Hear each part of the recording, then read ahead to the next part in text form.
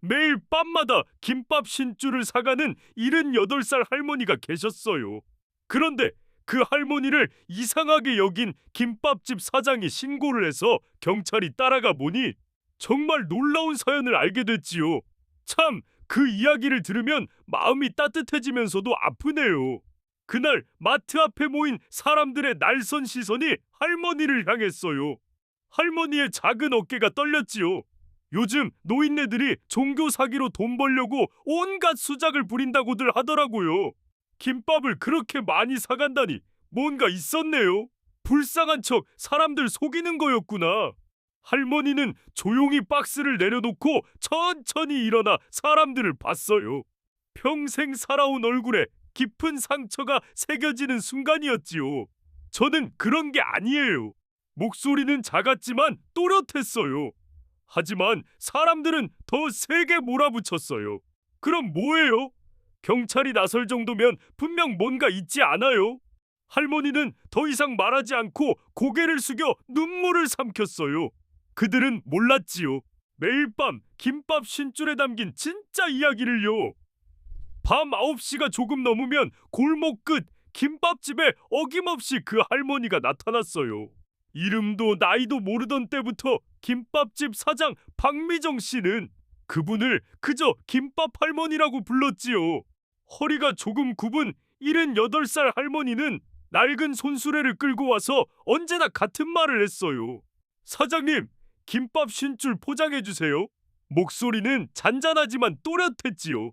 박미정 씨는 처음 그 주문을 받았을 때 귀를 의심했어요. 신줄이라니, 그것도 매일 밤이요. 그런데 할머니는 정말 매일 나타나서 묵묵히 계산했어요.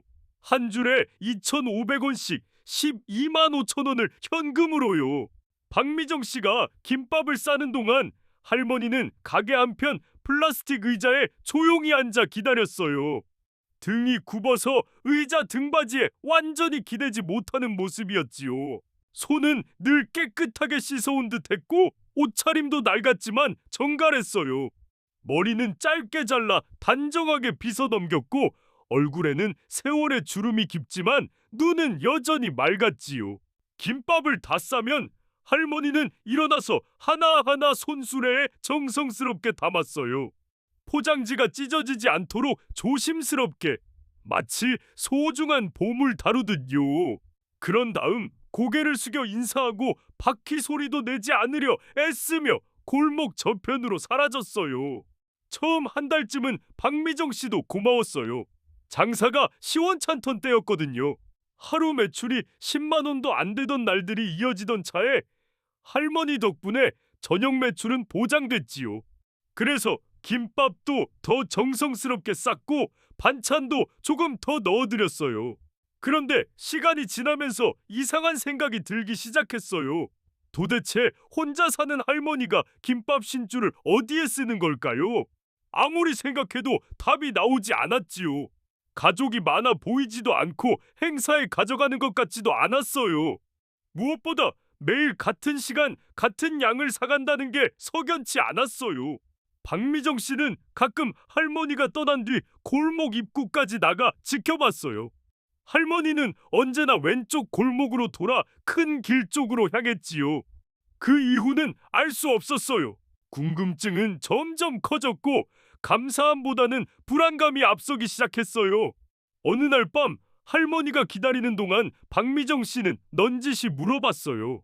할머니, 김밥을 이렇게 많이 사가시는데 어디에 쓰시는 거예요? 할머니는 잠시 멈칫하고 희미한 미소를 지으며 대답했어요. 필요한 곳에 쓰고 있어요. 더 묻기 어려운 대답이었지요. 박미정 씨는 그날 밤 김밥을 싸는 손이 무거웠어요. 할머니의 표정에서 말하고 싶지 않다는 의사가 느껴졌거든요. 이후로도 할머니는 변함없이 나타났어요. 비 오는 날에도 눈 내리는 날에도요. 우산 없이 비를 맞고 오는 날이면 박미정 씨 마음이 안 좋았어요. 그런데도 할머니는 젖은 옷을 털며 웃고 같은 주문을 했지요. 계절이 바뀌어도 할머니의 일과는 변하지 않았어요.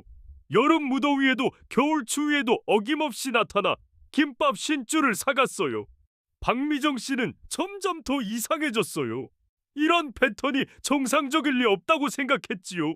그러던 어느 날 밤 할머니가 돈 내는 모습을 지켜보던 박미정 씨는 깜짝 놀랐어요. 할머니 지갑에는 12만 5천 원만 들어있었어요. 딱 김밥값만요. 다른 돈은 없었지요. 그날 밤 박미정 씨는 잠들기 전까지 할머니 생각을 했어요. 혹시 어려운 일이 있는 건 아닐까? 아니면 이상한 일에 쓰는 건 아닐까? 다음 날도 그 다음 날도 할머니는 나타났어요. 박미정 씨 불안감은 날로 커졌지요. 밤마다 김밥 신줄이라니 이걸 다 누가 먹는 걸까요? 문제는 예상치 못한 곳에서 시작됐어요. 어느 화요일 오후 단골 아주머니가 김밥 2줄 사러 와서 흘린 말 한마디였지요. 사장님, 그 할머니 알고 계세요? 요즘 우리 아파트 단지 앞에서 박스 줍는 할머니요. 박미정 씨는 손을 멈췄어요. 어떤 할머니요? 키 작고 허리 굽은 할머니요. 매일 오후에 나와서 마트 뒤편하고 단지 앞 쓰레기통 근처에서 박스만 골라 줍더라고요. 처음엔 폐지 줍는 분인 줄 알았는데 박스만 가져가요. 박미정 씨 가슴이 철렁했어요. 혹시 그 할머니일까? 묘사가 딱 맞았지요. 그 할머니 어떻게 생겼는데요? 70대 후반쯤 되고 머리 짧게 자르고 늘 깨끗하게 입고 다녀요. 그런데 폐지는 안 줍고 박스만 가져가요. 큰 박스, 작은 박스 가리지 않고요. 박미정 씨는 더 이상 궁금증을 참을 수 없었어요. 분명 같은 사람이었지요. 낮에는 박스 줍고 밤에는 김밥 50줄 사간다니 도대체 무슨 일일까요? 며칠 뒤 또 다른 손님이 비슷한 이야기를 했어요. 마트에서 일하는 아주머니였지요. 우리 마트 뒤편에 매일 오는 할머니 있거든요. 박스만 골라 가져가는데 요즘 좀 이상해요. 왜요? 박스를 너무 많이 가져가세요. 하루에 대형 박스 10개는 되거든요. 그걸 어디다 쓰는지 모르겠어요. 팔기엔 너무 깨끗한 것만 골라가고 쌓아두기엔 너무 많고요. 이야기를 들을수록 박미정 씨 불안감이 커졌어요. 박스와 김밥 사이에 연관이 있는 것 같았지요. 그런데 그 고리를 찾을 수 없었어요. 일주일 지나자 소문이 더 구체적으로 변했어요. 슈퍼마켓 사장님이 들려준 이야기였지요. 그 할머니 밤마다 김밥집에서 김밥 엄청 많이 사간다면서요. 우리 와이프가 봤다는데 손수레에 가득 담고 가더래요. 박미정 씨는 당황했어요. 벌써 동네에서 할머니 이야기가 돌고 있었지요. 그런데 그 김밥 어디다 쓰는지 아세요? 글쎄요. 혹시 종교단체 같은 데 가져가는 거 아니에요? 요즘 그런 곳에서 음식으로 사람들 끌어모으는 경우 많다잖아요. 그날 저녁 할머니가 나타났을 때 박미정 씨는 유심히 봤어요. 할머니 손에 작은 상처들이 있었지요. 아마 박스 만지다 생긴 것 같았어요. 옷에도 먼지가 조금 묻어 있었고요. 다음 주에는 더 구체적인 소문이 들렸어요. 미용실 사장님이요. 그 할머니 철야 예배하는 이상한 종교단체랑 연관 있는 것 같아요. 우리 손님 중 아는 분이 있는데 그런 곳에서 밤마다 사람 모아 밥 주면서 포교한다더라고요. 박미정 씨 등골이 서늘했어요. 혹시 자신이 이상한 일에 연루된 건 아닐까? 김밥이 종교 목적으로 쓰인다면 자신도 책임이 있을까? 소문은 점점 자세해졌어요. 어떤 사람은 할머니가 새벽에 많은 사람들과 만나는 걸 봤다고 하고 또 어떤 사람은 박스로 뭔가 만들고 있다고 했어요. 심지어 김밥에 이상한 걸 넣어 사람들 조종한다는 황당한 이야기까지요. 박미정 씨는 견디기 어려워졌어요. 손님들이 올 때마다 할머니 이야기 나왔고 자신을 의심스러운 눈으로 보는 것 같았지요. 마치 나쁜 일에 가담한 듯요.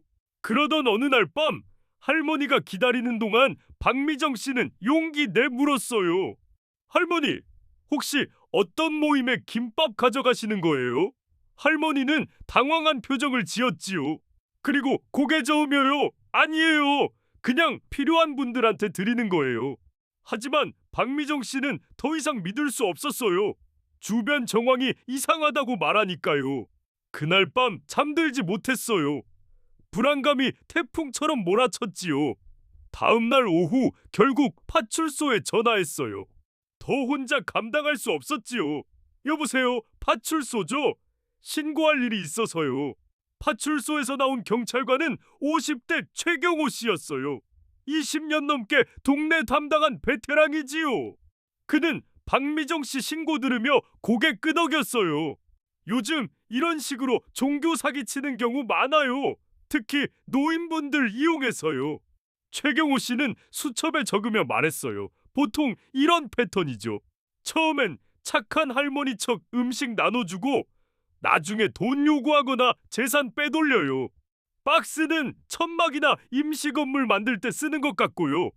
박미정 씨는 안도했어요. 전문가 눈은 달랐지요. 자신이 느낀 불안이 근거 없지 않았어요. 그럼 어떻게 해요? 일단 현장 확인해 보죠. 오늘 밤부터 잠복 수사 시작할게요. 그날 밤 최경호 씨는 김밥집 맞은편 골목에 숨었어요. 박미정 씨도 가게 안에서 긴장했지요.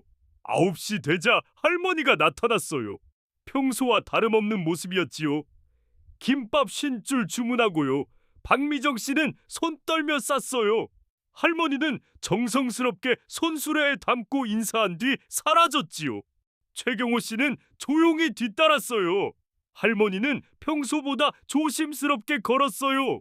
뒤를 돌아보진 않았지만 누가 따라오는 듯 느꼈는지 바퀴 소리 거의 안 나게 했지요. 큰 길로 나선 할머니는 왼쪽으로 돌아 주택가 쪽으로요. 가로등 드문 어두운 길이었어요. 최경호 씨는 적당한 거리 두고 따라갔지요. 20년 경력답게 들키지 않게요. 할머니가 도착한 곳은 주택 끝자락 작은 공터였어요. 예전에 집 있었던 듯 빈 땅이었지요.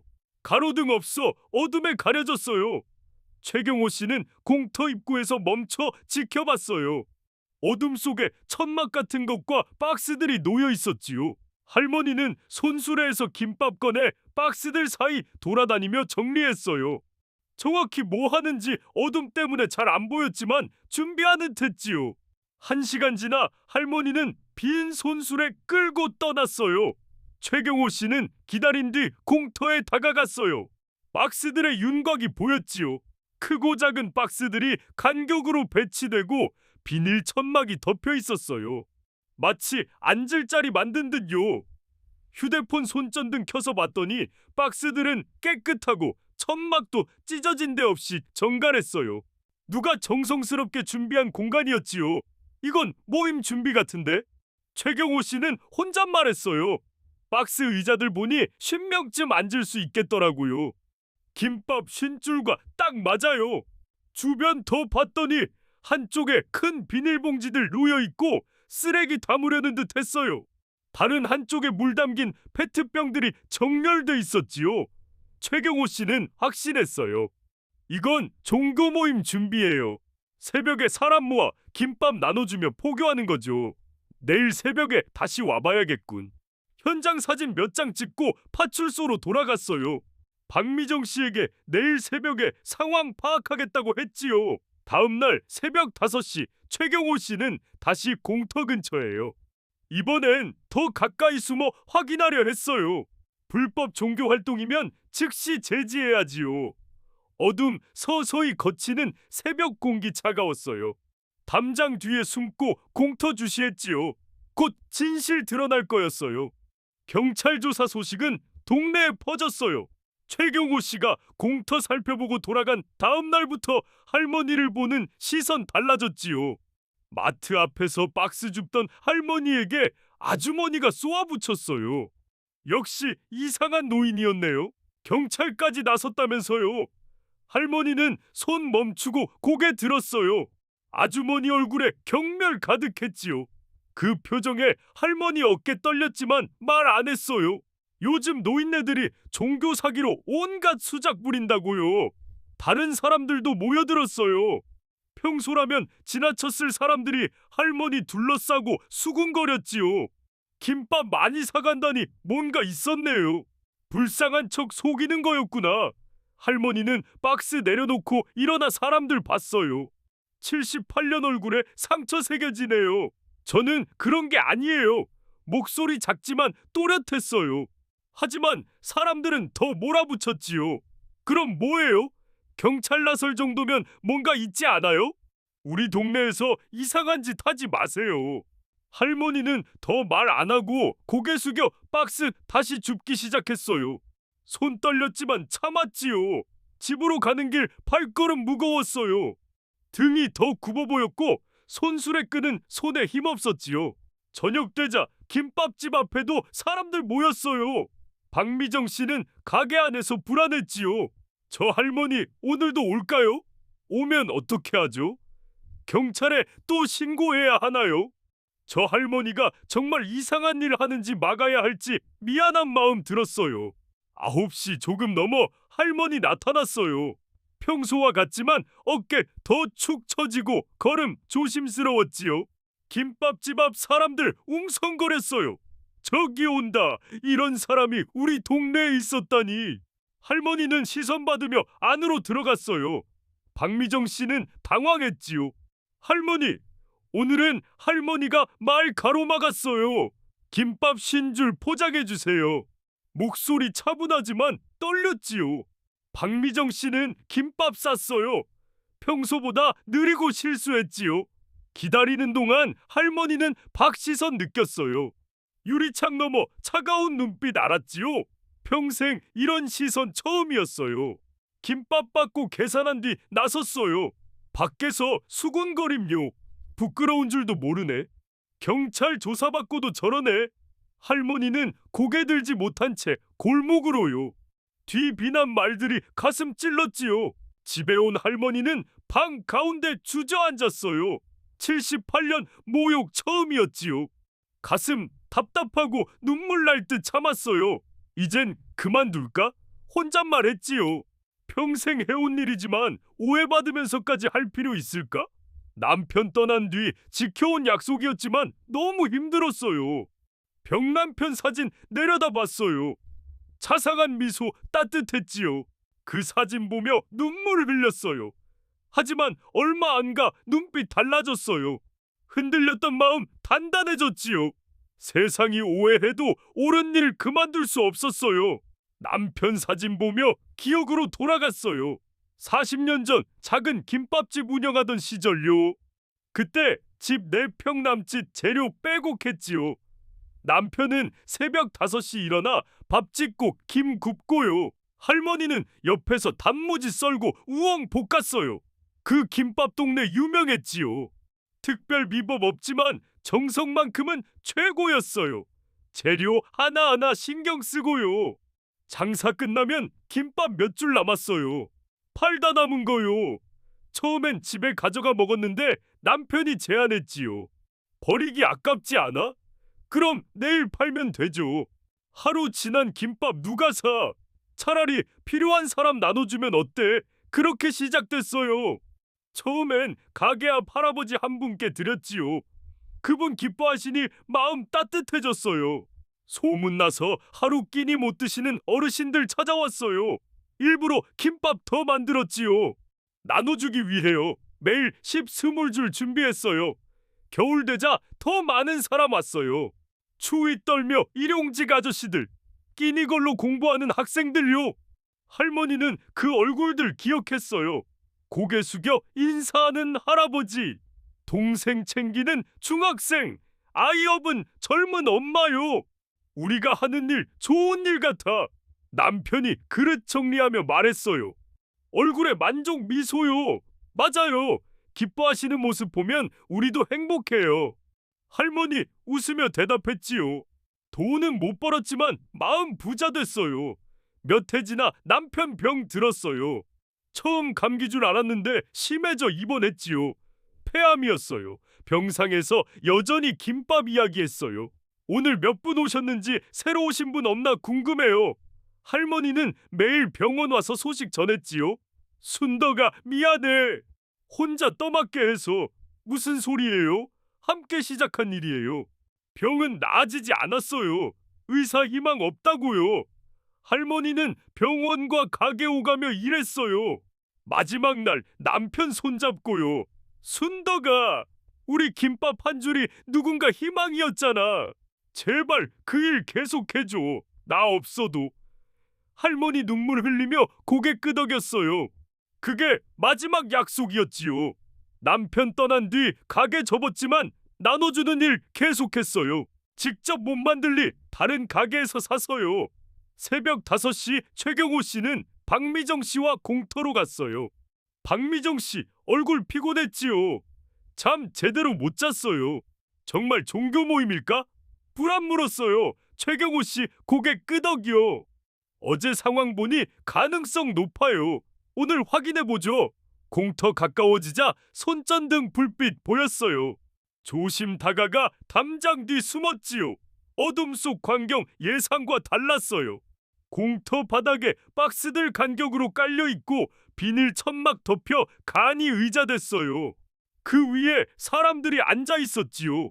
종교의식 아니고 조용히 기다리는 모습요. 대부분 나이 많은 어르신들이요. 구번등 주름진 얼굴 할아버지 할머니들 손 모으고 앉았어요. 사이에 어린아이들도요. 초등학생쯤요. 할머니는 공터 가운데 봉지 들었어요. 어젯밤 산 김밥들이요. 한 줄씩 나눠주고 있었지요. 할아버지 오늘도 나오셨네요. 감기 나으셨어요? 할아버지 고개 끄덕 고맙다 인사요. 할머니 덕분에 오늘도 아침 먹네요. 무슨 말씀을요? 할머니는 다음 사람으로요. 이번엔 손자와 온 할머니요. 우리 철수는 오늘도 학교 가죠? 네, 덕분에요. 아이는 깍듯 인사요. 할머니 머리 쓰다듬어 주었지요. 최경호 씨와 박미정 씨 믿을 수 없었어요. 이건 종교 모임 아니고 무료 급식이었지요. 할머니는 계속 나눠주며 따뜻한 말 한마디씩요. 사람들 눈빛 고마움 가득했어요. 아침에 김밥집 바빠서 밤에 미리 사둬요. 새로운 할아버지에게 설명요. 이 사람들은 일찍 먹어야 해요. 일자리 찾으러 새벽부터 움직여야 하니까요. 그제야 퍼즐 맞춰졌어요. 박스는 새벽 바닥 앉을 방석이고 천막은 이슬막기요. 김밥 쉰줄은 사람 수에 맞춘 거요. 최경호 씨 착각 깨달았어요. 20년 경찰 생활 중 이런 오판 처음이었지요. 박미정 씨 충격 컸어요. 자신이 신고한 할머니가 선한 일 하고 계셨다니요. 가슴 먹먹 눈물 돌았어요. 김밥 다 나눠준 할머니는 봉지 정리하고 조심히 들어가라 인사요. 사람들이 떠났어요. 할머니 혼자 박스 정리했지요.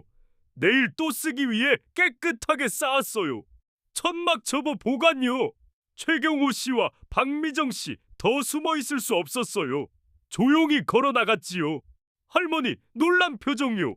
어머, 경찰관님이랑 사장님이. 목소리 당황 섞였어요. 일이 발각된 듯 불안했지요. 최경호 씨 모자 벗고 깊이 고개 숙였어요. 박미정 씨도요. 두 사람 할 말 찾지 못했어요. 침묵 흘렀지요. 새벽 공기 차가웠지만 마음 뜨거웠어요. 박미정 씨 먼저 입 열었어요. 목소리 떨려요. 할머니, 저는 할머니를 의심했어요. 눈물 흘렀지요. 지난 며칠 불안과 의심 터무니없었어요. 정말 죄송해요. 이런 좋은 일 하시는데 경찰에 신고했어요. 고개 깊이 숙였어요. 어깨 떨며 울음 참았지만 어려웠지요. 할머니는 따뜻한 미소 지었어요. 화 안 났지요. 오히려 위로요. 괜찮아요, 사장님. 세상이 그렇게 만든걸요. 요즘 이상한 사람 많으니까 의심 당연해요. 이해해요. 최경호 씨도 모자 벗고 인사요. 할머니 정말 죄송합니다. 성급하게 판단했어요. 좋은 일 하시는데 수사 대상으로 봤다니. 할머니 고개 저었어요. 아니에요. 동네 안전위에 하신 일이잖아요. 오히려 고마워요. 박미정 씨 계속 울었어요. 죄책감 컸지요. 할머니 어떻게 해야 할지 모르겠어요. 의심의 눈으로 봤다니. 그만 우세요. 이제 알았으니까 됐잖아요. 할머니는 어깨 두드려 주었어요. 자식 달래는 어머니 같았지요. 그날 이후 모든 게 달라졌어요. 박미정 씨는 도와주기로 했지요. 할머니 혼자 감당하게 둘 수 없었어요. 다음 날부터 새벽 4시 일어나 김밥 준비요.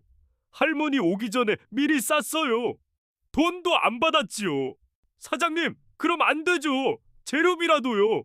할머니, 이제 우리 함께하는 일이에요. 돈 이야기 마세요. 할머니 처음 미안해했지만 진심 느끼고 감사했지요. 최경호 씨도 종종 공터해요. 박스 나르고 천막 설치 도왔어요. 경찰 일 끝난 뒤 개인 시간 내서요. 경찰관님까지 도와주시면 어떻게 해요? 할머니, 잘못 생각한 사과예요. 좋은 일 동참하고 싶어서요. 점점 사람들이 진실 알게 됐어요. 처음 비난했던 사람들도 부끄러워했지요. 도움 손길 내밀었어요. 마트 사장님, 빵 우유 기부요. 슈퍼 과일 음료 보태고요. 미용실 사장님, 매주 금액 후원요. 새벽 급식소 체계적으로 운영됐어요. 박미정 씨 김밥 준비, 최경호 씨 현장 정리, 할머니 사람 맞이요. 다른 봉사자들도 합류했지요. 사람 수 늘었어요. 소문 듣고 어르신 아이들 많아졌지요. 김밥 신줄 부족해 70, 100줄로 늘렸어요. 할머니는 변화 보며 감격했지요. 혼자 못한 일들이 도움으로 가능해졌어요. 남편 하늘에서 기뻐할 거예요. 혼잣말했지요. 남편과 시작한 선행이 이렇게 커지다니 꿈 같았어요. 박미정 씨도 보람 느꼈지요. 매출 줄었지만 마음 풍요로웠어요. 새벽 김밥 싸며 누군가 하루 책임진 기쁨요. 최경호 씨, 경찰로서 새 의미 발견했지요. 범죄 단속 중요하지만 선한 일 지키는 것도 역할이라고요. 봄 지나 여름 오면서 할머니 건강 나빠졌어요. 처음 감기 줄 알았는데 병원 검사 폐 문제요. 남편과 같은 병이었지요. 할머니 치료받으면서도 급식 안 멈췄어요. 몸 힘들어도 공터 나와 맞이했지요. 다만 혼자 안 했어요. 박미정 씨와 최경호 씨 봉사자들 함께요. 할머니 오늘 쉬세요. 저희가 할게요. 걱정 말했어요. 얼굴 창백했지요. 괜찮아요. 사람들 얼굴 보는 게 제일 좋은 약이에요. 미소 잃지 않았어요. 아픈 몸 이끌고 김밥 나눠줬지요. 가을 깊어갈 무렵 더 이상 못 나왔어요. 입원했지요. 하지만 급식 계속됐어요. 시스템 잡혔거든요. 박미정 씨 매일 병원 들러 소식 전했어요. 몇 명 왔는지 세분 없는지 건강한지요. 사장님 고마워요. 제가 없어도 잘하시니 마음 놓여요. 이런 말씀 마세요. 빨리 나으셔서 같이 해요. 하지만 병 나아지지 않았어요. 겨울 오기 전 조용히 떠났지요. 마지막까지 사람들 걱정했어요. 장례식에 많은 사람 왔어요. 급식 받던 어르신 아이들, 상인들, 봉사자들요. 모두 그리워 눈물 흘렸지요. 장례 치른 뒤 공터에 간판 세웠어요. 나무 소박한 간판요. 김순덕 무료 급식소. 여전히 따뜻한 김밥 있습니다. 아래 작은 글씨로 김밥 한 줄의 온기가 누군가의 하루를 지탱합니다. 할머니 없어도 급식 계속됐어요. 박미정 씨 준비, 최경호 씨 관리, 봉사자들 나눠줬지요. 마치 할머니 계신 듯 순조로웠어요. 추운 겨울 새벽 박미정 씨 카트 끌고 공터로요. 할머니 쓰던 카트요. 바퀴 삐걱지만 제 역할 했지요. 도착해 간판 올려다보며 속삭였어요. 할머니, 오늘도 신줄 준비됐어요. 목소리 떨렸지만 마음 따뜻했지요. 할머니 시작한 일 이어가는 게 자랑스러웠어요. 그날도 사람들이 왔어요. 추위 떨며 일자리 찾는 할아버지, 학교 전 아침 먹으러 온 아이들, 하루 버텨야 하는 모든 사람들요. 박미정 씨 김밥 건네며 할머니 말 떠올렸어요. 따뜻 인사, 안부, 작은 관심 그대로요. 김밥 한 줄 온기가 누군가 하루 지탱했지요. 할머니 떠났지만 마음은 남아 사람들 감쌌어요. 여러분, 작은 선행이 이렇게 큰 따뜻함을 만들 수 있어요. 나이 들어도 마음만 있으면 누군가 도울 수 있지요. 건강하시고 주변에 따뜻한 손길 내밀어 보세요.